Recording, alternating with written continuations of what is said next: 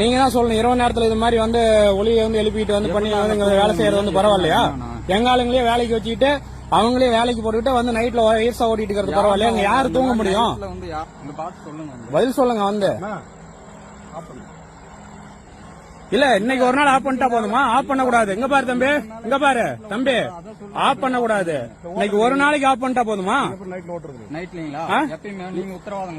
இங்க பாருங்க, இங்க பாத்து சொல்லுங்க. நீங்க பகல்ல தான் வேலை செஞ்சு எங்களை வந்து உயிர் எடுக்கிறீங்க, நைட்லயும் வந்து இது மாதிரி வந்து ஓட்டினா என்ன பண்றது? எங்க ஊருக்கார வச்சே வந்து சம்பளத்தை ஆளு வச்சு ஓட்டுறீங்க. எவ்வளவுதான் சம்பளம் கொடுக்கிட்ட நீங்க வேலை செய்யலாமா சொல்லு? விவசாயம் பண்ணி பொழைக்கலாம், எத்தனையோ வேலை இருக்கு, அதை செஞ்சு பொழைக்கலாம். இந்த பகுதி மக்கள்லாம் வந்து இங்க விரட்டி விட்டு வந்து இங்க வேலை செஞ்சு வந்து இவங்க கம்பெனிக்கு ஆள் வேலை கொடுக்குறாங்கன்னு சொல்லி வந்து இங்க வேலை செஞ்சு மட்டும் என்ன பிரயோஜனம் சொல்லு? அதனால ஏதோ பலன் இருக்கா? உங்ககிட்ட எவ்வளவு நாட்டு மாடு இருந்துச்சு சொல்லுப்பாங்க பாருப்பா, எவ்வளவு நாட்டு மாடு வச்சிருந்தீங்க?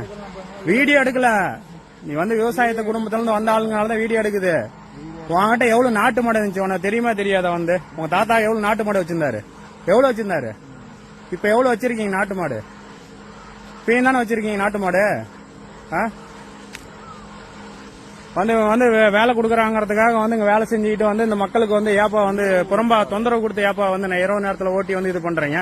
உன் குழந்தைய வந்து நாளைக்கு வந்து இங்க பிறகுது, இந்த சத்தத்துல வந்து கேட்டுட்டு இருந்தா நல்லா இருக்குமா? எப்படி குழந்தை ஆரோக்கியமா வளரும்? எப்படி தூங்கும் நைட்ல? எப்படி ஆரோக்கியமா வளரும்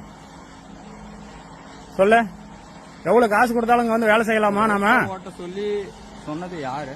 இல்ல நான் சொல்றேன், இவங்க எவ்வளவு காசு கொடுத்தாலும் லோக்கலால நம்ம வந்து வேலை செய்யலாமாப்பா?